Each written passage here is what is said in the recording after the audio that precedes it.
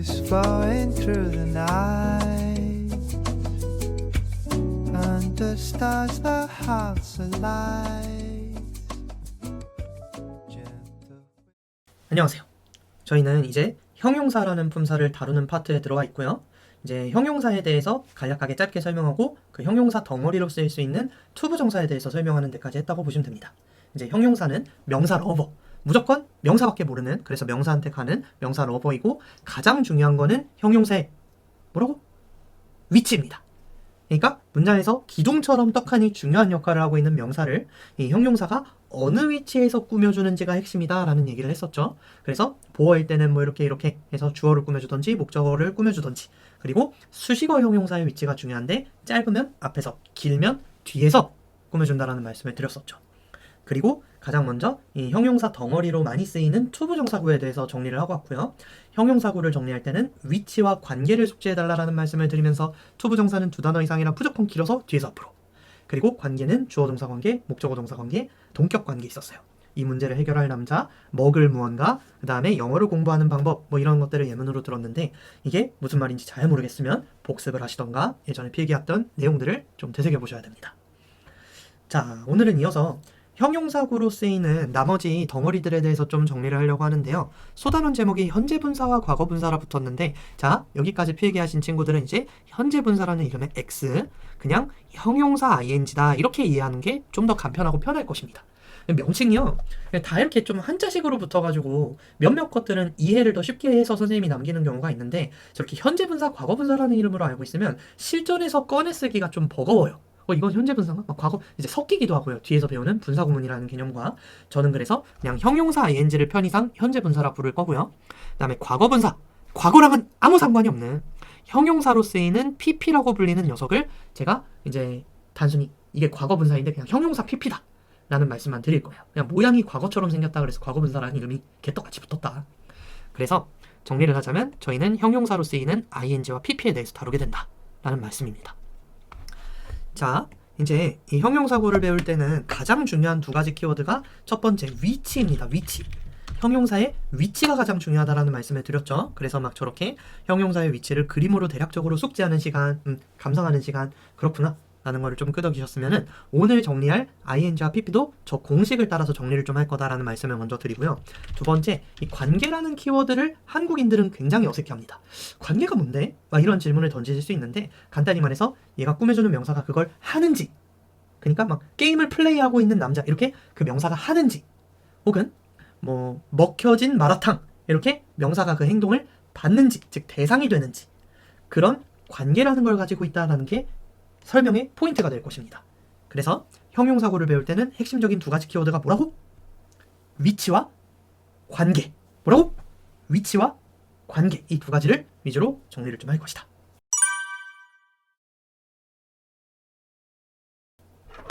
가장 먼저 형용사로 쓰이는 요 ing부터 좀 정리를 할게요. 원래는 어법 개념으로는 현재 분사라는 이름이 붙었는데 뭐 알바야!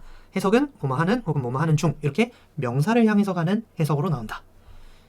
그래서 얘가 보어로 쓰일 때와 수식어로 쓰일 때를 이렇게 나눠서 정리를 좀 할 거고요. 보어라는 건 또 이렇게 두 가지 종류가 있죠. 주어를 꾸며주는 주격 보어, 즉 이형식 문장에서 쓰이는 ing와 목적어를 꾸며주는 목적격 보어, 즉 목적어를 꾸며주는 ing, 이렇게 두 가지 경우가 있을 것입니다. 예문을 하나씩 들어볼게요. 이 옆에다 한번 써볼까요? They were, 그들은 telling him to do his homework. 뭘 자꾸 숙제하래. 이렇게 한번 예문을 적어보시고 해석을 했을 때 이제 앞에 명사구랑 헷갈리시는 친구들은 종종 이런 해석이 나와요. 그들은 말하는 것이었다? 아니 선생님, 주목보는 다 명사라며. 내가 언제 해? 보어 자리에는 명사, 그리고 그 명사를 꾸며줄 수 있는 형용사가 오기도 하죠. 자, 저렇게 뭐뭐 하는 것으로 해석이 안 되는 ing가 저 자리에 있으면 이제 형용사라고 알아보셔야 됩니다.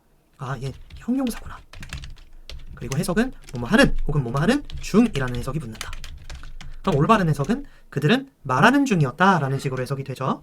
그에게 하라고, 그의 숙제를, 이란 얘기인데, 자, 얘는 또 다른 이름이요. 시제를 배우고 온 친구라면 얘가 또 현재 진행형이라는 이름으로 불린다라는 것도 눈치를 채셔야 돼요.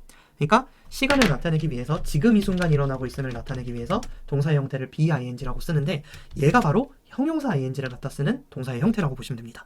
뭐뭐 하는 중이다 라고 번역이 되는 현재 진행형이죠. 현진이라고 쓸게요. 가능하면 얘는 해석할 때 저렇게 하나의 동사 취급으로 해버리는 게 훨씬 편합니다. 자, 그들은 말하는 중이었다. 그에게 좀 하라고 그의 숙제를 이렇게 하면 깔끔한 5형식 문장으로 보이죠. 그래서 저렇게 이 형식의 보어로 쓰이는 형용사 ing는 현재 진행형인 형태로 쓰는 경우가 많구나. 포인트가 저번에도 간략히 설명을 했겠지만 동명사랑 좀 구별을 할 줄 아셔야 돼요. 동명사와 구분 이렇게 위에다가 주석을 좀 달아주시고요. 쇽쇽쇽 굵기. 어떻게 좀 구별을 하셔야 되냐면 해석이 얘는 뭐뭐 하는 것으로밖에 안 됩니다. 뭐뭐 하는 것으로밖에 안 되고요. 대략적으로 My job was telling students to do their homeworks 라고 한번 단수 취급해주자. 이렇게 한번 보면은 내 직업은 말하는 중이었다. 얘는 그렇게 안 되죠. 그러면 내 일은 바로 말하는 것이었다. 학생들한테 숙제를 좀 하라고 말하는 것이었다. 얘는 저희가 앞에서 배웠던 명사 덩어리로 쓰이는 동명사죠. 동명사.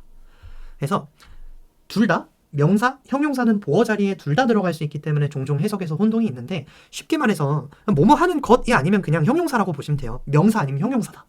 경우의 수가 두 개밖에 없기 때문에 얘를 좀 혼동하시는 것을 멈춰달라 라는 말씀을 좀 드릴게요. 저게 실수가 은근히 나옵니다. 다른 예문은 물론 제일 대표적인 건 저 현재 진행형 형태지만 다른 동사도 보어 자리에 형용사 ing를 가지는 경우가 많아요. 예를 들면은 her attitude 단어를 좀 이런 걸 써볼게요. 태도라는 단어입니다. 이거 막 고도 이런 걸로 나왔으면 단어 공부하셔야 돼요. her attitude appeared encouraging to the team 이렇게 한번 해볼게요. 자, 이러면서 복습도 겸사겸사 합시다. 그녀의 attitude 태도는 appeared 보였다, 나타났다인데 얘는 자동사의 뜻이 굉장히 강한 동사죠. 왜? 주어가 그런 상태로 보였다, 나타났다 라는 뜻이니까. 그러면 격려하는 것을 appear 했다 말이 안 되죠. 그렇기 때문에 얘를 형용사로 알아볼 것이고요. 이러면서 동사 뒤의 형용사는 누구의 상태? 주어의 상태. 동사 뒤의 형용사는 주어의 상태. 그러니까 그녀의 태도가 보였는데 격려하는 것처럼 보였다 이거죠. 그러니까 격려가 되게 하는 것처럼 보였다. 그녀의 태도가 팀에. 그래서 그녀의 태도가 굉장히 팀에 용기, 활력을 불어넣는 것처럼 보였다라는 이형식 문장이죠. 저렇게 보어 자리에서 주어를 꾸며주는 형용사로 ing는 쓰일 수 있구나. 이런 걸 좀 눈여겨보시면 좋겠습니다. 그녀의 태도는 팀을 격려하는 것처럼 보였다 라는 얘기죠.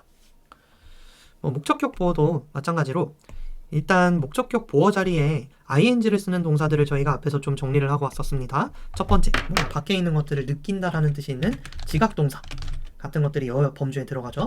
혹은 이제 예외, 행동의 지속을 나타내기 위해서 목적격 보어 자리에 ing를 쓰는 동사들이 있는데 대표적으로 find, live, keep 같은 동사들이 있습니다. 이런 친구들은 종종 목적격 보어 자리에 ing를 쓰죠. 그래서 I saw him dancing in front of the crowd. 나도 춤 잘 추고 싶다. 나는 봤다. 그가 춤추는 걸. 군중들 앞에서 라는 간단한 문장인데 저렇게 목적격 보어 자리에 들어가 있을 때도 저는 형용사라고 좀 이해를 해줬으면 좋겠다 라는 말씀을 좀 드릴게요. 나는 봤다. 그가 춤추는 상태인 걸. 군중들 앞에서.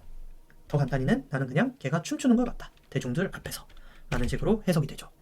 혹은 They left their children playing computer game over the night. 굉장히 열려있으신 부모님인데 자, 그들은 떠났다 막 이런 번역으로 하지 마시고 leave 같은 동사들이 보통 목적어, 목적격 보어를 갖는 오형식으로 쓰이면 뜻이 다음과 같습니다. 목적어를 목적격 보어인 상태로 남겨두다라는 뜻으로 해석이 된다는 것도 옆에 필기를 좀 해주세요. 자, 그리고 저런 상태인 걸로 그대로 그냥 그대로 가도록 남겨뒀다라는 식으로 행동의 지속 같은 걸 강조하는 동사이기 때문에 목적격 보어 자리에 저렇게 ing가 들어갈 수 있는 것이고요. 해석은 간단합니다. 그들은 남겨뒀다. 그들의 짜일드런들이, 그러니까 아이들이 컴퓨터 게임을 플레이하도록 밤새서 와우, 굉장히 열려있으신 부모님이다. 내신 성적은 떨어질 것이다. 그들은 남겨뒀다. 그들의 아이들이 밤새 컴퓨터 게임을 플레이하도록. 방치했다라는 뜻에 가깝죠. 저렇게 목적격 보어 자리에서 목적어가 뭘 하고 있는지를 수식해주는 ing도 있구나. 그리고 선생님은 이럴 때 얘를 형용사라고 인식을 할 거구나. 그가 춤추는 걸 봤다. 그들의 아이들이 플레이하는 상태로 남겨뒀다. 그래서 해석은 뭐 하는 혹은 뭐 하는 중이라는 식의 해석이 나오고, 자, 여기까지가 보어일 때의 위치를 정리했습니다. 위치. 동사 뒤에서 주어를 꾸미거나 목적어 뒤에서 목적어를 꾸미거나 이런 식으로 위치를 저희가 지금 정리를 했죠. 그 다음 중요한 것은 관계인데요. 관계라는 건 쉽게 말해서 얘가 꾸며주는 명사가 그걸 하는지 받는지 라는 걸 따져주는 게 관계다라는 말씀을 드렸죠. 지금 ing는 잘 보면 그들이 말하죠. 그녀의 태도가 팀원한테 격려를 하죠. 그가 춤추는 걸 봤죠. 아이들이 컴퓨터를 플레이하죠. 아, ing는 명사를 꾸며줄 때 지금 무슨 관계로밖에 해석이 안 되고 있습니까?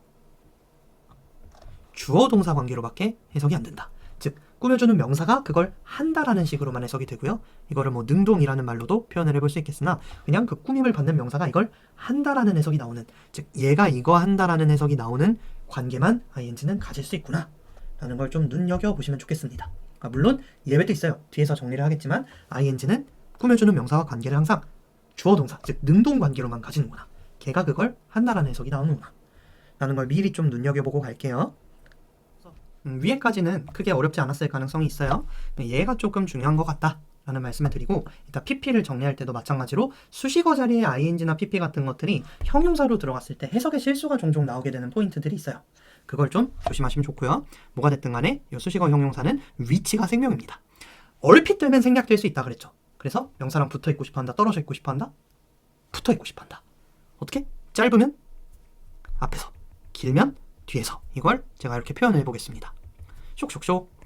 자, ing 같은 경우는 투부정사랑 달리 단독으로 나와서 짧은 형용사로 앞에서 뒤로 이렇게 꾸며줄 수도 있고요. 그 다음에 뒤에 보어나 목적어를 가진 상태로 길게 나타나서 뒤에서 앞으로 명사를 꾸밀 때도 있습니다. 상대적으로 쉬운 것부터 먼저 좀 갈게요. 이 뒤로 가 있는 경우 같은 경우는 크게 어렵지 않아요. 예를 들면은 이제 이런 문장을 좀 써봅시다. The man struggling to get the coin out of the machine. It's my father. 어이씨, 안타깝다. 아빠 잠깐만 모르는 척 좀 할게. 해석을 한번 해보면, 자, 얘도 좀 이렇게 주석을 달아드릴게요. struggle to 부정사하면은 뭐뭐 하려고 애쓰다 라는 모습이고요. 이거는 제 미래 모습이 될 것 같네요. 남자인데 코인을 꺼내려고 하는 남자죠. 즉 동전을 꺼내려고 하는 남자인데, 기계 바깥으로 혹은 기계로부터 동전을 꺼내려고 하는 남자가 바로 내 아버지 성환쌤이야. 우리 아버지는 영어를 가르치셔. 아씨, 나중에 이렇게 될까봐 지금 열심히 일을 해야겠죠. 이런 경우에 그냥 이제 앞에서 동명사를 배우고 온 친구들이 가끔 무지성으로 남자, 애쓰는 것 막 이렇게 수식어 자리에 있는데 걔를 명사로 알아보고 잘못된 해석을 하는 경우가 종종 있어요. 그럴 때마다 제 가슴은 찢어지고 답답하다. 그게 아니라 저렇게 문장의 주어로 알아볼 수 있는 명사가 나왔으면 이제 동사가 나올 때까지는 다 수식어의 단위라고 좀 이해를 해주시는 그런 자세가 필요하고요. 저렇게 길게 나와서 명사를 뒤에서 앞으로 꽂아주는 이 녀석이 바로 저희가 수식어로 길게 나온 ing 덩어리다 라고 인식을 할 거예요. 해석은 아까도 말했듯이 뭐뭐 하는 이라는 식으로 고정이 돼 있고 주어 동사 관계로 해석이 되죠. 그래서 남자인데 동전을 바깥으로 꺼내려고 하는, 기계 바깥으로 꺼내려고 하는 그 남자가 바로 나의 아버지다 라는 문장이죠. 제 미래 모습을 상상하면서 만들어 봤습니다. 슬프네요. 두 번째, 좀 어려운 단어도 써볼게요. The astronomer. 자, astronomer, 천문학자라는 뜻이에요. measured, 측정했다라는 뜻입니다. 얘네들은 전부 모의고사에 자주 나오는 단어들이니까 몰랐으면 이렇게 주석도 달아주세요. 측정하다, 척도, 기준, 조치라는 다이어입니다. 얘는 굉장히 중요하니까 꼭 외워주세요. measured the length, 그러니까 길이를 측정했대요. of the asteroid, 소행성이라는 뜻입니다.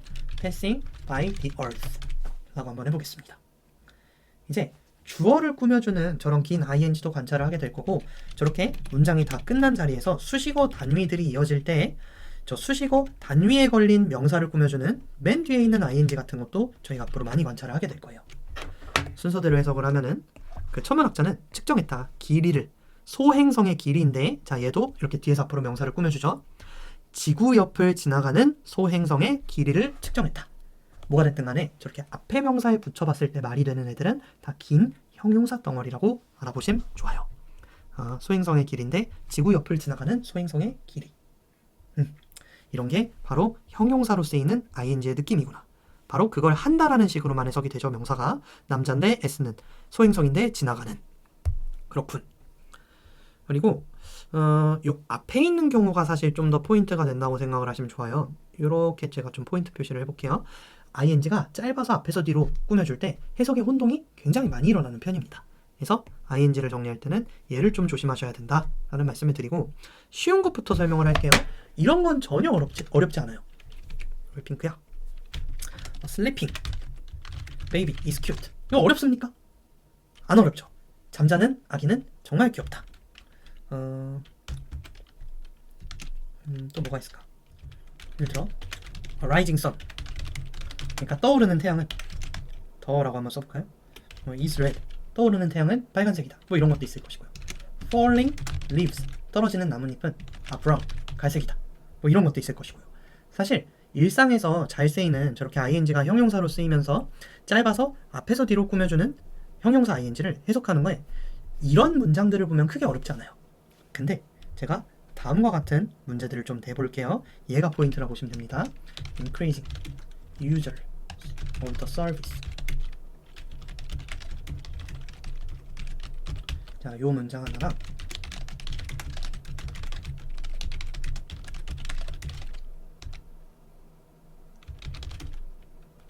becoming 말고 getting used to using it. 이라고 한번 해볼게요. 자, 두 문장을 좀 적어주세요. 적었죠? 아니면 잠시 멈춤. 풀어보셨어요? 적고 풀어보셨나요? 이게 생각보다 만만하지 않다라는 걸 알게 돼요. 왜냐면 저렇게 문장 앞에 ing 같은 경우는 헷갈릴 수 있는 여지가 굉장히 많이 존재합니다. 뒤에서 분사구문이라는 개념을 배우면 또 하나의 경우의 수가 추가되기 때문에 실제 모의고사 문장에서 이렇게 문장 앞에서 ing가 나올 때 해석을 잘못해버리는 경우가 종종 있어요. 첫 번째는 뭐가 답이죠? was가 답입니다. 얘는 왜 was가 답이 되고 were는 쓰면 안 되는 형태냐면은 얘가 지금 동명사로 쓰였어요. 해석이 유저들을 증가시키는 것이라고 했을 때 자연스럽습니다. 유저들을 증가시키는 것인데 그 서비스의 유저, 그 서비스를 사용하는 유저들의 수를 증가시키는 것이 쉬운 일이 아니었다라는 그런 문장을 담고 있죠. 근데 밑에는 답이 누구죠? 얘를 쓰면 안 됩니다. 얘가 답인데요. 혹시 이게 왜 뭐지? 막 이랬으면은 저 get used to 명사 혹은 ing 같은 수거의 뜻을 몰랐을 가능성도 있으니까 얘도 겸사겸사 좀 적어 놓을게요. 자, used to라는 형태 뒤에 to를 전치사로 쓰고 명사나 ing를 넣는다면 어디에 익숙해지다 라는 뜻입니다. 어디에 익숙해지다. 같은 뜻으로는 be accustomed to 라는 형태도 있어요. 겸사겸사 단어 공부 라고 했을 때 지금 뒤에를 읽어보면은 점점 그걸 사용하는데 적응하고 있었다 라는 식의 해석이 나오죠. 그랬을 때 유저들을 증가시키는 것이 그걸 사용하는데 적응하고 있었다? 그걸 사용하는데 익숙해지고 있었다? 뭐 말이 안 되는데. 왜냐면 얘 동명사라며 이렇게 고르지 마시고 이제 하나의 경우의 수를 넣는 거예요. 왜? ing가 형용사 수식어일 때 짧으면 앞에서 뒤로 꾸며준다며. 이렇게 해석이 돼야죠. 증가하는 사용자들은, 그 서비스에 증가하는 사용자들은 제가 주어인 것이죠. 그래서 이 문장 앞에 ing가 혼동을 일으키는 경우가 모의고사 지문에서는 좀 많이 등장하게 됩니다. 얘를 혼동조심이라는 개념으로 좀 묶어볼게요. 혼동조심. 그래서 간혹 저런 수일치 문제가 나오더라도 ing는 동명사도 저렇게 동사 성질을 유지하면서 뒤에 성분들을 가지는 동명사 덩어리로도 쓰일 수 있지만 짧아서 자동사 해석으로 짧아서 그냥 증가하는 유저들 이란 식으로 짧아서 앞에서 뒤로 꾸며주는 형용사로 기능할 때도 있다는 걸 체크하셔야 됩니다. 유저들인데 그 서비스의 유저들은 점점 그걸 사용하는데 익숙해지고 있었다라는 문장이죠. 물론 선생님 저거 너무 가독성이 안 좋잖아요. 이거 어떻게 알아요? 언제 동명사고 언제 현재 분사인지. 물론 해석을 해봐라 라는 아름다운 지침이 있긴 하지만 솔직히 말하면 영어권 사람들도 이걸 헷갈려 할 때가 종종 있어요. 그래서 이제 문장을 헷갈리지 말라고 이렇게 관사의 위치를 가지고 판단을 해주게 하기도 합니다. 자, 동명사 앞에는 절대 어나 더 같은 관사가 붙지 않아요. 저렇게 increasing the users 라고 했으면은 증가시키는 것인데 그 유저들을 이라는 식으로 뒤에가 목적어라는 걸 좀 더 확실히 표시를 해줄 때가 있고요. 만약 여기서부터 관사가 붙는다라면은 얘가 명사 시작입니다 라는 얘긴데요. 그러면은 더랑 붙어있는 명사가 바로 이렇게 보여야 되고 그럼 이 사이에 껴있는 얘가 형용사구나 이렇게 알아볼 수 있게 해줘요. 그래서 이런 관사의 위치가 해석에 관건이 될 때도 있다라는 말씀을 드리면서 마지막에는 얘만 좀 조심하라 라는 식으로 ing 형용사에 대한 설명을 마치도록 하겠습니다. 정리를 하자면 형용사 구를 배울 때는 첫 번째 위치, 두 번째 얘가 명사랑 맺는 관계. 그걸 정리하면 ing 같은 경우는 보어로도 수식어로도 다채롭게 쓰이기 때문에 위치는 다양할 수 있어요. 얘는 오히려 위치는 다양하다. 는 다양. 근데 관계는 무조건 주어 동사 관계로만 해석이 됩니다. 명사가 그걸 한다라는 해석밖에 나오지 않아요. 명사가 그걸 한다.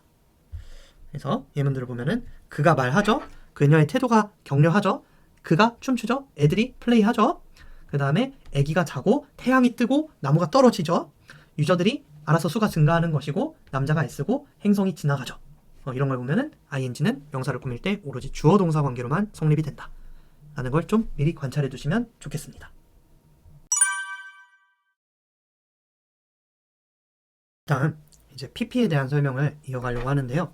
얘도 마찬가지로 위치와 관계를 위주로 좀 정리를 하려고 합니다. 그러면 이제 위치를 따져보려면 이 친구가 보어로 쓰이는 경우부터 먼저 좀 정리를 하도록 하죠. 보어로 쓰인다라는 거는 이제 이형식 보어, 동사 뒤에서 주어를 수식하는 이형식 보어로 쓰이는 경우와 오형식 보어, 목적어에 대해서 목적어의 상태를 보충 설명하는 그런 목적격 보어인 경우도 이렇게 설명을 좀 하고 갈게요. 쇽쇽쇽.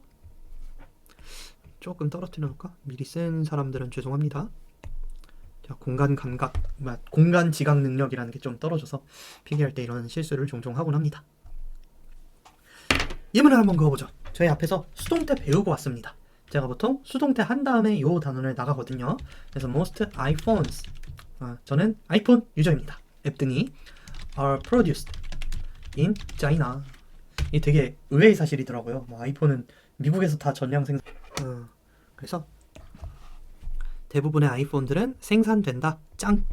안돼. 중국에서 짱 그게 아니라 중국에서 라고 얘기를 했을 때 습관적으로 짱깨라는 용어가 나오네.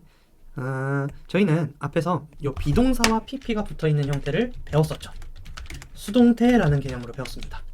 그리고 저 수동태 단원을 나가면서도 제가 저 pp를 따로 떼서 제발 얘를 일단 과거 동사랑 좀 헷갈리지 말아달라. 그 다음에 현재 완료, 시간을 표현하려고 동사를 바꾼 표현인 have pp랑도 제발 헷갈리지 말아달라 라는 얘기를 하면서 강조했던 얘기가 있습니다. 얘는 형용사다. 뭐뭐 된이라고 해석이 되는 형용사다. 그래서 저희가 형용사 덩어리, 준동사를 형용사로 쓰는 형태를 다룰 때 pp도 한 번 더 다루게 되는 이유가 그것이죠. 대부분의 아이폰들은 생산되고 있는 상태이다. 생산된 상태이다. 짱깨에서 라는 문장인 것이죠. 그래서 저렇게 대표적으로 비동사를 쓰고 보어 자리에 pp가 넣어져 있는 저 문장 유형을 저희는 수동태라고 부르죠. 혹은 이제 다른 동사, 다른 이형식 동사를 써도 저 자리에 pp가 들어갈 수 있다는 걸 보여드릴게요. Her house seemed breaking이 맞니? broken이 맞니? 이렇게 물어봅니다. into by thief. 자, thief는 도둑이라는 뜻이죠. 자, 뭐가 맞는지 한번 생각해보세요.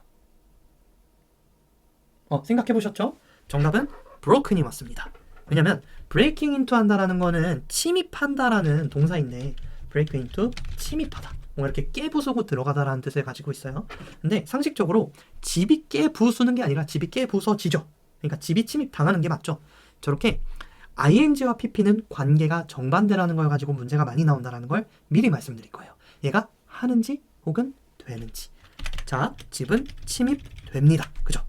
그래서 그녀의 집은 보였는데 침입당한 것처럼 보였다. 도둑에 의해서 라는 이형식 문장이 되고 있는 것이죠. 이런 자리에서 이제 주어를 꾸며주는, 즉 위치는 위에서 다뤘던 ing랑 하등 다를 게 없어요. 그래서 첫 번째, 위치는 다를 바가 없다. 위에서 정리했던 거랑 똑같이 보어 자리, 목적격 보어 자리, 짧으면 앞, 길면 뒤, 이걸 보여드릴 건데 핵심은 뭐냐면 관계가 ing랑 정반대죠. 자, 관계는 pp의 경우 목적어 동사 관계, 즉 된다라는 해석이 되는 것으로 고정이 되어 있다는 걸 아셔야 돼요. 아이폰은 생산되죠. 그 다음에 집은 침입되죠. 그래서 얘가 목적어, 얘가 동사처럼 이렇게 목적어 동사 관계를 가진다라는 사실을 먼저 인지해 주시기를 바랍니다. 이걸 가지고 수동 능동을 물어보는 문제가 많이 나올 것이다. 그리고 이제 O형식 목적격 보어에서도 pp가 심심찮게 쓰이는 거를 관찰하게 되실 텐데요. I finally got my report. To finish가 맞니? finished가 맞니? 라고 물어봅니다. in time, 제 시간에 라는 문장이죠. 이제 얼핏 그냥 외워서 문제를 풀려고 접근하는 친구들이 이렇게 해요. 선생님 이거 뭔가 느낌이 목적격 보어입니다. 이 느낌 와요. 저 이거 알아요. 목적격 보어, 일반 오형식 동사, 사역동사, 지각동사. 갓은 사역동사도 아니고 지각동사도 아니니까, 그러니까 투부정사가 맞아요. 자, 이 설명을 들으면서 고개가 끄덕거려졌으면은 반성하고 자숙하셔야 됩니다. 그게 아니죠. 오형식에서 제일 중요한 해석은 뭐였냐면, 나는 목적어가 목적격 보어 하도록 동사한다라는 해석이 사실 오형식의 핵심이죠. 그러면서 목적어가 이거 한다라는 해석이 나와야 이제 투부정사를 쓰는 게 맞을 텐데, 내 보고서가 끝내도록 했다. 보고서가 뭐 사람 목숨을 끝낸다 그런 문장이 아니잖아요. 보고서는 끝내는 게 아닙니다. 그러니까 얘는 누군가의 목숨을 끝낼 수 없어요. 자, 그래서 to finish는 지금 능동관계가 성립을 안 하기 때문에 쓸 수가 없어요. 왜? 보고서는 끝내는 게 아니라 끝나지는 거죠. 당하는 겁니다. 그러면 이 목적어와 목적격 보어 간의 관계가 수동이면, 목적어가 당하는 거면 동사와 상관없이 pp를 쓰는 게 정답이다라는 말씀이에요. 나는 마침내 내 리포트가 끝내지도록 했다라는 뜻입니다. 제 시간에. 그래서 목적격 보어 자리에는 동사와 상관없이 관계가 지금처럼 목적어 동사 관계로 나오면, 그 리포트가 끝내진다라는 해석이 나오면 pp를 쓰는 게 맞구나. 이런 걸 잘 관찰을 한번 해보시고 하나 더 연습을 해볼게요. 예문도 같이 적어주셔야 됩니다. They found, 붉은 글씨네. The light turning on이 맞냐, 아니면 turned on이 맞냐, 이렇게 물어봅니다. In school. 자, 판단해보세요. 마찬가지입니다.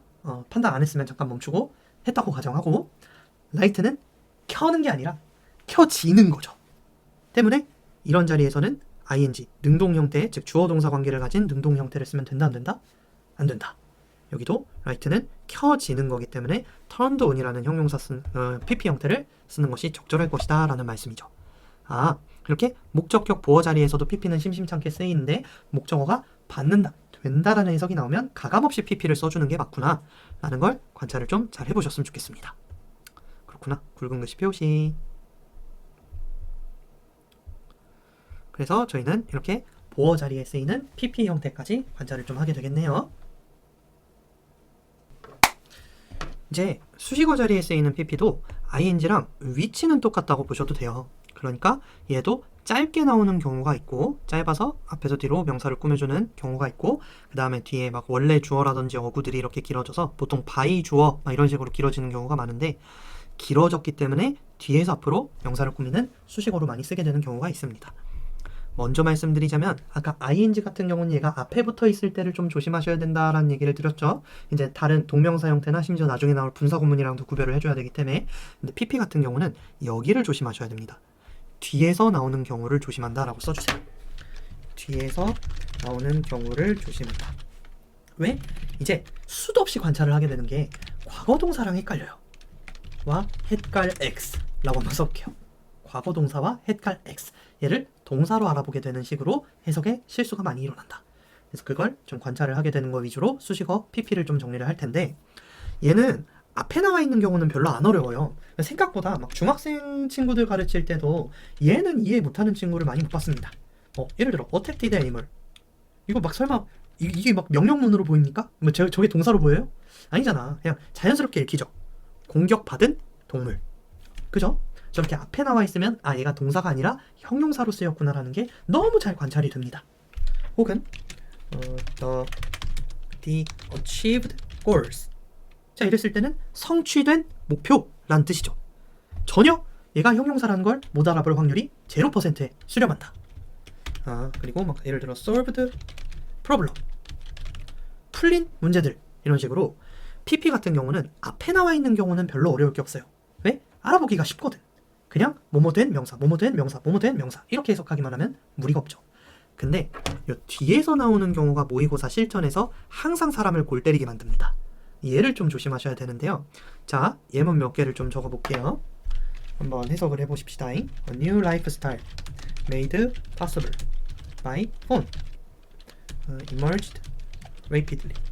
자, 이제 문장 난이도를 조금씩 높여보도록 하겠습니다. 단어를 모르는 친구들은 좀 적어주세요. emerge, 나타나다, rapidly, 급격히 라는 부사입니다. 자, 이제 이런 문장을 해석하려고 딱 보면은 가장 많이 나오는 실수는 새로운 라이프 스타일은 만들었다. 가능한 것을. 조금 이상하긴 하지만 원래 괜찮아. 원래 영어는 이상한 거니까 하고 넘어가요. 넘어가. 아이폰, 핸드폰인데 등장한 핸드폰에 의해서 급격하게 몰라 뭐 이러고 넘어가서 뒤에 맥락 못 잡고 막 틀려고 막 이런다고. 근데 여기서 잘못된 게 한두 가지가 아니야. 일단 저런 막 나타나다 등장하다 이런 애들은 수동태로 못 쓴다 했잖아요. 제가 동사로 보여야 돼. 제가. 그러니까 쟤는 PP로 못 쓰이는 형태고 일단 제가 동사로 보여야 되는 게 핵심이야. 이 말이지. 나타나다 유의 동사들은 절대 수동태 혹은 PP로 못 쓰고 동사, 자동사로만 쓰인다.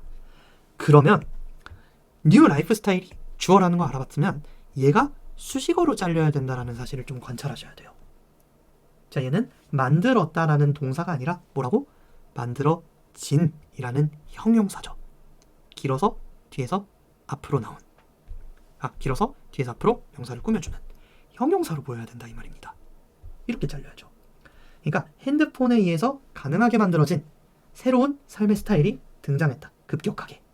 스마트폰이 생기고 사람 인생이 많이 바뀌었다는 소리구나. 이렇게 이해가 돼야죠. 근데 알아보기 빡세다 라는 생각을 하시는 친구들이 많을 건데요. 이제 여기에 대해서 제가 한 가지 팁을 알려드리자면 수동태, 목적어를 주어로 데려오면서 형식이 바뀐다라는 얘기를 했잖아요. 잘 생각해보면은 make라는 동사는 만들다라는 거의 순도 99.99999% 타동사입니다. 뒤에 목적어가 있어야 돼요. 근데 지금 뒤에 형용사가 나왔네? 그 말인즉슨 뭐 이게 이해가 되면은 그래 문장으로 씁시다. I made this possible. 나는 이것을 가능하게 만들었다라는 오형식 문장에서 얘가 수동태로 바뀌면 This was made possible. 이렇게 형식이 바뀌게 되죠. 몇 형식으로? 이 형식으로. 왜? 원래 목적어를 꾸며주던 보어가 주어를 꾸며주는 보어로 바뀐 거니까요. 여기에서 얘만 잘라온 거예요. PP만 잘라온 거라고. 그럼 지금 뒤에 목적어가 아니라 보어가 남아있다는 걸 알게 되지. 형용사가 남아있으니까. 그랬을 때 PP인 거를 빨리 알아보는 방식은 일단 행동의 방향이 바뀌어 있다. 혹은 형식이 바뀌어 있다. 그러면 뭐도 바뀌어 있다고? 품사도 바뀌어 있다고. 이걸 알아보는 게 핵심이에요. 그래서 뒤로 돌아가서야 여기 동사 있네. 이거 PP구나. 이렇게 알아보는 것보다 바로 알아보시는 게 도움이 좀 된다. 물론 이거는 경험이 좀 쌓여야 가능하기도 하다. 그래서 얘가 해석에 실수가 나오는 경우가 정말 많으니까 PP 형용사는 얘를 제일 조심하셔야 돼요. 길어서 명사를 뒤에서 앞으로 꾸미는데 얘를 과거동사로 헷갈리지 않도록 주의를 하셔야 됩니다. 알아보는 방법은 행동의 방향이 바뀌어 있다는 건 품사도 바뀌어 있다. 저걸 됐다라는 식으로 번역하시면 안 돼요. 자, 한 문장만 높아심에 더 연습을 해보겠습니다. The regulations required to prevent disaster can vary according to their situation. 긴 문장이지만 그래도 이해를 돕기 위해서 한번 써보도록 하죠. 위치가 마음에 안 들어. 이거 다 찍고 자야지. 이렇게 한번 해볼게요. 자, 얘도 이제 regulations, 규제 혹은 이렇게 제한, 규칙이라는 뜻이 있는데 규제들은 하고 하는 순간 얘를 동사라고 표시를 하려다가 어라? 뒤에 목적어가 없네 라는 식으로 이해를 하는 것도 방법이고요. 혹은 규제가 요구한다고? 막을 것을, 재앙을 좀 이상한데 하다가 이렇게 알아보셔도 물론 지장은 없어요. 이렇게 알아보셔도 돼. 그냥 뒤에서 저도 실수 많이 해요. 뒤에 동사가 있다 라는 거는 얘는 지금 동사가 아니라 수식어구나 라고 이해를 해보셔야 한다 이겁니다. 얘는 지금 동사가 아니라 수식어구나 이렇게 알아보셔야 된다는 거죠. 그렇다는 거는 제가 동사처럼 보였지만 실은 PP, 즉 형용사인 것이고 길어져서, 어구가 길어져서 뒤에서 앞으로 명사를 꾸미는 형태를 지금 보고 있는 거구나 라는 걸 이해하시는 게 중요하다. 자, 규제들인데 요구되는 거죠. 어떤 재앙, 참사를 막기 위해 요구되는 그런 규제들은 vary, 자동사로 다양하다라는 뜻입니다. 다양할 수 있다, 그들의 상황에 따라서 라는 문장이 되는 것이죠. 그래서 행동의 방향이 바뀌어 있다라는 건 품사도 바뀌어 있다. 얘네들은 전부 뭐뭐 된이라고 해석이 되는 형용사구나. 이렇게 알아보시는 게 포인트입니다. 물론 제가 일부러 여기서 실수가 많이 나오기 때문에 어려운 문장들을 들었는데 실제로 나오는 정도는 이 정도라고 해야 되나? The building built in 1980 was beautiful. 이 정도는 이제 알아볼 수 있잖아요. 그러니까 빌딩인데 짓는 빌딩 이러지 말고 지어진 빌딩은 1980년도에 되게 아름다웠다. 요 정도로 알아볼 수 있으면은 일단은 충분하다고 보셔도 되고요. 가끔 이제 학년이 올라가거나 난이도가 올라가면서 길게 나와서 알아보기 어려운 경우에 행동의 방향이 바뀌어있음, 품사도 바뀌어있다. 이거를 빨리 알아채시길 바랍니다. 어쨌든 해석에서 실수가 굉장히 많이 나오기 때문에 제가 안 다룰 수가 없었다.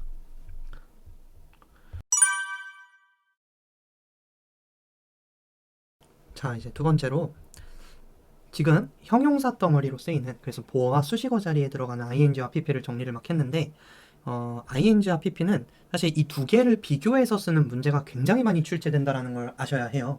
그러니까 이게 막 그 유명한 수동 능동을 물어보는 문제다라고 이해를 하셔도 좋은데, 제가 그래서 위치는 똑같은데 관계가 다르다라는 얘기를 했습니다. ing 같은 경우는 주어 동사 관계로만, 즉 명사가 그걸 한다라는 식으로 해석이 되는 게 일반적이고, 해석은 뭐뭐 하는 이라는 식으로 고정이 되어 있죠. 즉 그 명사가 동사를 한다라는 식으로 해석이 됩니다.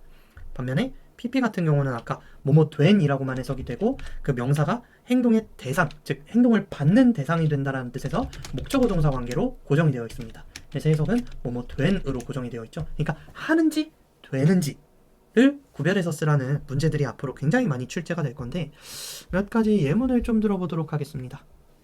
예를 들면은 letter, 왜 이렇게 써? letter, 간단한 단어죠. sending이 맞니? 아니면 sent가 맞니? to the man was very arrogant 라는 단어고, 얘도 단어 학습을 좀 해볼게요. arrogant라고 읽고 얘는 거만한, 무례한 이란 뜻입니다. 거기 일로 와봐, 이런 게 arrogant한 그런 모습이라고 보시면 돼요. 자, 했을 때 뭐가 정답이죠? 이제 보여야 됩니다. 네, 당연하죠. 편지는 지가 보내는 게 아니라 보냄을 받는 것이죠. 그래서 편지인데 보내진 편지는 이렇게 고르는 게 맞고, 자, 이렇게 수동태로 쓰였을 때에는 목적어를 주어로 보내는 게 PP 형태라고 얘기를 하기도 했잖아요. 그래서 뒤에 목적어가 사라져 있다라는 것도 포인트가 될 만합니다.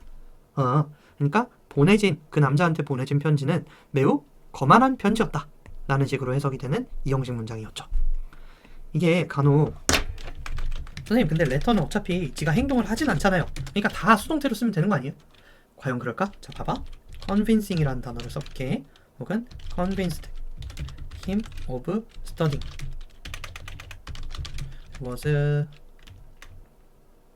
미안합니다, the importance라고 한번 해볼게요. for studying was sent 라고 한번 문장을 써보도록 할게요. 영어권에선 사람 사물 구별이 잘 없어요. 그래서 사람을 지칭할 때도 뭐 원 이런 걸 막 써버리기도 하고, 가끔씩 무생물 주어가 능동으로, 그러니까 무생물 주어가 주어를 한다, 비가 우리를 막았다 막 이런 식으로 비생물 주어에도 능동 표시를 종종 해주곤 합니다. 그러면 이제 편지니까 얘는 행동을 할 리가 없어 막 이렇게 골라버리면 벌써 이상하다라는 걸 알게 돼요. 설득된 편지? 글을? 이상한데? 글을 설득된 편지라고? 안 맞는다 이거죠. 자, 수동 능동을 판단할 때에는 이렇게 목적어의 유무가 굉장한 단서가 되는 경우가 많아요. 뒤에 지금 목적어가 죽어있지 않고 살아있죠. 그렇다라는 거는 이제 수동태로 바꾸지 않은 그 전의 형태인 능동일 확률이 높다는 것이고요. 거기에 맞게 해석이 되는지만 따져보면 됩니다. 편지인데 설득하는 편지래요. 그에게 공부의 중요성에 대해서 설득하는 편지가 보내졌다 라는 문장으로 해석이 잘 되는 것이죠. 이건 정리한 친구도 있고 정리를 못한 친구들도 있을 것인데, 자, convince라는 단어는 원래 설득하다라는 뜻으로 쓰이는 단어입니다. 설득하다. 근데 얘는 목적명 동사로 A of B 형태로 굉장히 많이 쓰이는데, A에게 B를 설득한다라는 식으로 많이 쓰이는 구조를 갖는 동사라고 보시면 돼요. A에게 B를 설득한다. 그래서 이제 수동 능동을 판단할 때는 물론 첫 번째 해석은 명사가 하는지 되는지를 판단하는 게 올바른 접근법이지만, 이렇게 목적어의 유무가 단서가 되기도 한다. 이렇게 ing와 pp를 비교하는 문제가 앞으로 굉장히 많이 나올 것이다 라는 스포를 좀 드리고요. 그래서 위에는 sent, 밑에는 convincing이 맞는 것이죠. 그에게 공부의 중요성을 설득하는 그런 편지. 그리고 사물한테도 이렇게 능동관계를 많이 부여해 주는구나, 영어는. 이런 걸 좀 관찰해 보시면 좋겠습니다. 그리고 이 ing와 pp를 비교하면서 내는 문제에서 결코 이제 빠질 수 없는 개념 단원이 있는데요. 바로 영어에서의 감정동사입니다. 자, 영어에서의 감정동사라고 이렇게 적어주시고요. 대단원 표시를 좀 해볼게요. 쇽쇽쇽쇽. 영어에서의 감정동사. 결론부터 말씀드리자면 영어에서 감정과 관련된 동사들은 95%, 그러니까 95% 전부는 아니지만 95% 감정을 갖게 하다라는 뜻을 가지고 있습니다. 영어에서 쓰이는 감정과 관련된 동사들은 95%, 그러니까 대다수 감정을 갖게 한다라는 뜻으로 쓰여요. 자, 이걸 먼저 머리에 좀 넣어주세요. 영어에서의 감정 동사는 감정을 갖게 한다라는 뜻으로 쓰인다. 제가 유튜브 댓글에 이렇게 감정과 관련된 어휘들을 이게 그 모의고사 19번 문제에서 굉장히 많이 나와요. 그러니까 심경 변화로 알맞은 것은 막 이렇게 나올 때 선지에 막 감정 단어 몰라서 틀리지 말고 한 번이면 돼. 한 번이면 이 정도면은 거의 모의고사 5년치 다 풀 수 있는 단어예요. 이 정도만 외워도. 그러니까 여기에 있는 단어 잠깐 멈추고 내가 모르는 게 있으면은 따로 옆에다 써놓고 몇 번 써보고 읽어도 보고 외우도록 합시다. 그리고 이렇게 영어에서 감정과 관련된 동사들은 전부 감동하게 하다, 기쁘게 하다, 안도하게 하다, 편안하게 하다와 같은 감정을 갖게 하다라는 뜻으로 쓰입니다. 이게 왜 중요하냐면 제가 영작을 한번 시켜볼게요. 한국어로는 이렇게 써요. 나는 놀랐다. 자, 그리고 놀란 거랑 관련이 있는 단어는 amaze죠. amaze. 한번 그럼 영작해봅시다. 영작해봐. 시작. 이러면 막 이래요. 나는 amazed. 놀랐다? 선생님 이거 맞지 않아요? 나는 놀랐다? 자, 맞을래? 퍽퍽퍽퍽퍽. 아니라고! 이게 아니라고. 이렇게 쓰면 안 돼요. 왜냐면 영어에서의 감정 동사는 감정을 갖게 하다라는 뜻이기 때문에 얘는 지금 나는 놀라게 했다라는 문장입니다. 지금 뒤에 목적어도 없고 문법적으로도 의미적으로도 상당히 어색한 문장이 돼버리죠. 아니 그러면 나는 놀랐다라는 문장을 어떻게 써야 됩니까? 수동태 문형으로 써야 돼요. 수동태 문형으로. 이렇게 I was amazed. 나는 놀람을 받았다. 즉 내가 놀랐다라는 식으로 해석이 됩니다. 이게 맞는 형태고 얘를 한국어로 번역했을 때 나는 놀랐다라고 번역이 돼요. 자, 이런 일이 발생하는 이유는 영어에서의 감정 동사는 특이한 게 감정을 갖게 하다라는 뜻으로 쓰이기 때문에 그래서 얘를 동사 형태를 쓸 때도 굉장히 주의를 해야 되는 것이고요. 저희가 저런 동사들을 이제 막 ing로 변형시키고 pp로 변형시키는 그런 형용사, 현재분사, 과거분사, ing, pp에 대해서 다뤘잖아요. 그걸 응용해서 쓸 때 이게 문제로 나오는 경우가 굉장히 많아요. 예를 들면은 제가 놀라운 뉴스 이걸 한번 써보라고 영작 과제를 드릴게요. 단어는 surprise라는 단어를 드리겠습니다. 자, 영어에서의 감정 동사는 전부 놀라게 하다, 이렇게 감정을 갖게 하다라는 뜻으로 쓰인다고 먼저 언지를 드렸죠. 그러면 놀라운 뉴스 이거 어떻게 쓰는데? 놀라운 뉴스 이거 형용사로 바꿔야 될 거 아니야. 네, 이거를 영어로 쓸 때는 surprising news 이렇게 써야 돼요. 놀람을 주는 뉴스, 우리한테 감정을 갖게 하는 뉴스 이렇게 써야 된다고. 놀라운 뉴스. 자, 그러면 반대로 놀란 사람들 이건 어떻게 쓰는데요? 얘도 마찬가지로 surprising people? surprising people? 이렇게 쓰면 안 된다고. 사람들이 지금 놀랐잖아. 놀랐다. 즉 감정을 느꼈다는 건 감정을 갖게 되었다는 뜻이죠. 뭐뭐 된이라는 pp 형태를 써야 올바른 형태가 된다 이겁니다. surprised people 이렇게 써야 돼요. 아, 선생님 졸라 헷갈려요. 헷갈리는 게 당연한 거예요. 왜냐면 이게 너무 한국인 입장에서 원래 처음에 무조건 헷갈릴 수밖에 없는 게, 자, 즉 한글에서는 저 관계라는 구별이 없어요. 그냥 원래 우리는 한국어를 그렇게 써왔어요. 옛날부터. 그래서 헷갈릴 수밖에 없고 헷갈리는 게 정상이에요. 왜냐면 우리말은 이렇게 씁니다. 우리 사랑하는 어머니 이렇게 쓰기도 하고 아니면은 뭐 애인을 사랑하는 청년 이렇게 쓰기도 하죠. 그러니까 감정과 관련된 형태든 뭐든 간에 저렇게 형용사 형태로 감정을 바꿔서 쓸 때 저 어머니가 감정을 주는지 받는지 이런 구별이 없이 그냥 다 사랑하는 이라고 퉁쳐요. 근데 잘 생각해보면은 우리 사랑하는 어머니라는 거는 우리가 엄마를 사랑한다는 소리죠. 그리고 반대로 애인을 사랑하는 청년이라는 거는 청년이 애인을 사랑한다는 뜻이고요. 우리말은 저렇게 형용사 형태를 쓸 때 구별이 없어요. 얘가 하는지 되는지에 대한 구별을 안 하고 쓰는 게 원래 일반적입니다. 그래서 한국인 입장에서 헷갈릴 수밖에 없는데, 그러다 보니까 얘를 loving mother 막 이렇게 바꿔요. 아니 선생님 ing가 뭐뭐 하는 이라며요. 그럼 loving mother가 아니라고 관계가 중요하다고. 쓸 거면 loved mother 이렇게 써야죠. 우리의 사랑받는 어머니 이렇게 관계를 살려줘야 되는 게 포인트예요. 영어로 바꿀 때는. 물론 loved라는 형태는 잘 안 쓰고 beloved라는 별도의 형용사 형태가 있습니다. 사랑받는 어머니. 그래야 우리가 어머니를 사랑한다는 뜻이 나오죠. 이럴 때는 a boy loving his girlfriend 이렇게 얘가 한다라는 해석이 나올 때에만 ing를 쓰는 게 일반적이고요. 그래서 우리말에는 저 애가 하는지 되는지에 대한 개념 자체가 별로 없구나. 그래서 이게 굉장히 헷갈리는데, 자, 한국어로는 맞아 보이지만 영어로 틀리는 것들이 문제로 굉장히 많이 나온다 했죠. 그래서 영어에서의 감정동사를 물어보는 문제는 모의고사에서도 수능에서도 굉장히 빈출이 많이 됩니다. 얘가 감정을 갖게 하는지 아니면 감정을 받는지를 잘 구별해 주셔야 돼요. 뭐 하나만 더 해볼까요? 감동적인 영화. 자, 이거를 제가 move라는 단어를 들여보겠습니다. move. 이걸 움직이다, 이사하다라고만 알지 말고, 자, 감동시키다라는 뜻이 있어요. 자, 감동적인 영화 하면은 moving movie 이렇게 쓰죠. 그러니까 마음을 움직이는 영화, 이렇게 감동적인 영화 이렇게 써야 됩니다. 자, 그럼 이거를 좀 더 문장 형태로 더 바꿔봐 볼게요. 감동적인 영화를 보고 사람들은 영감을 얻었다. 이러면 너무 쉽나? 감동받았다. 이거 한번 써봅시다. 감동적인 영화를 보고 사람들은 감동받았다. 제가 after라는 접속사를 줄게요. 주어가 동사한 뒤에 주어는 동사이다.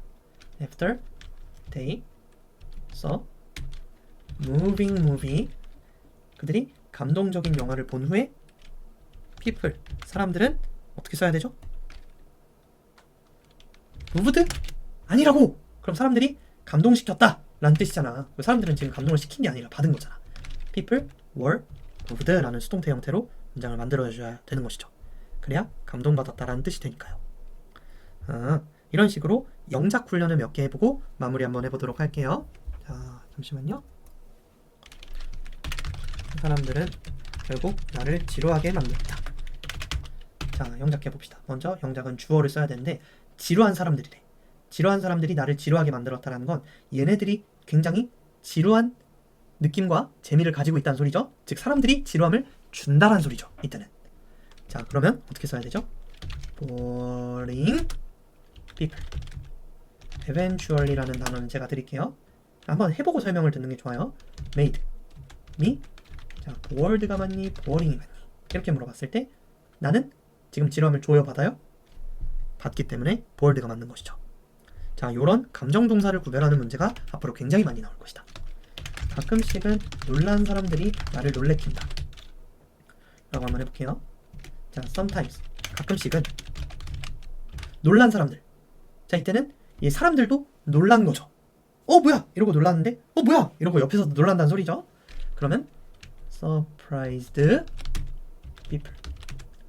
그리고 놀래킨다라는 동사를 써야 돼. 그러면 surprise가 맞니? 아니면은 surprise가 쓰드가 맞니? 이렇게 물어봤을 때 놀래킨데, 즉 이때는 사람들이 놀람을 받는 게 아니라 놀래킨다 라는 동사를 쓸 때는 surprise를 쓰는 게 맞는 것이죠. 얘는 지금 형용사 형태가 아니라 동사라는 것도 표시를 해줄게요. 놀란 사람들이 나를 놀래킨다. 뭐야, 여기에 R을 안 붙였네요. 쇽. 자, 그 다음에 마지막 문제입니다. 충격적인 뉴스를 보면서 나는 혼란스러웠다. 자, 충격적인이라는 거는 이제 shock라는 감정동사를 써보시고 confuse라는 감정동사를 이용해서 한번 영작을 해보도록 할게요.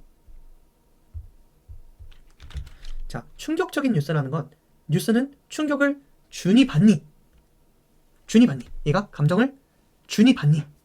저렇게 사물이나 일반적인 어떤 요소의 경우에는 사람들한테 감정을 주는 경우가 많겠죠. 자, 그래서 shocking news라고 써야 되는데, 이걸 보면서니까 앞에 이렇게 seeing이라는 분사구문을 한번 만들어 드릴게요. 자, 분사구문은 뒤에서 배울 거니까 걱정하지 마시고 일단 하면서라고 해석이 된다는 것만 알고 계시면 됩니다. 충격적인 뉴스를 보면서 나는 혼란스러웠다. I was confused. 나는 혼란스러움을 받았다라는 수동태 형태로 써야 하는 것이죠. 자, 이렇게 감정을 주면 ing, 감정을 받거나 느끼면 pp를 쓰는 규칙이 있다는 걸 확인하시면 됩니다. 감정을 주면 ing, 감정을 받거나 느끼면 pp. 자, 물론 이제 고3 모의고사 같은 거에서는 예외도 종종 있어요. 그러니까 trick, motivated by their friend was started 라는 문장을 했을 때 선생님, 여행은 감정을 못 느껴요. 그러니까 motivating이 맞아요. 뭐 이렇게 불만도 한데, 잘 생각해보면 뒤에 지금 목적어가 없죠? 사라져 있죠? 자, 수동 능동을 풀 때는 이렇게 목적어가 있는지 없는지도 굉장히 중요한 단서가 됩니다. 그 다음에 심지어 수동태를 썼을 때 많이 나타나는 by라는 전치사도 있고요. 그러니까 친구들이 여행을 떠난 것을 보고 똑같이 동기부여된 여행은 이런 식으로도 예외가 있긴 합니다. 그래서 유도리 있게 맥락에 맞게 하는 것이지 무조건 막 외워놓고 쓰는 건 아니에요. 저 법칙은. 그래도 한 90%의 문제는 이 법칙으로 해결이 된다. 감정을 주면 ing, 감정을 받거나 느끼면 pp. 물론 얘는 지금 트립이 감정을 느끼는 건 아니어도 친구들에 의해서 영향을 받은 이라는 식으로 해석이 되기 때문에 가끔 저런 예외도 존재할 수 있으니 유도리에 맞게 해석하고 알아본다. 자, 그래서 이 부분은 숙제를 좀 많이 해보면서 기본적인 숙제가 되셨으면 좋겠습니다. 자, 나름대로 긴 여정을 거쳐서 여기까지 왔는데 강의 들으시느라 정말 수고 많았습니다. 집중해 주셔서 고맙습니다.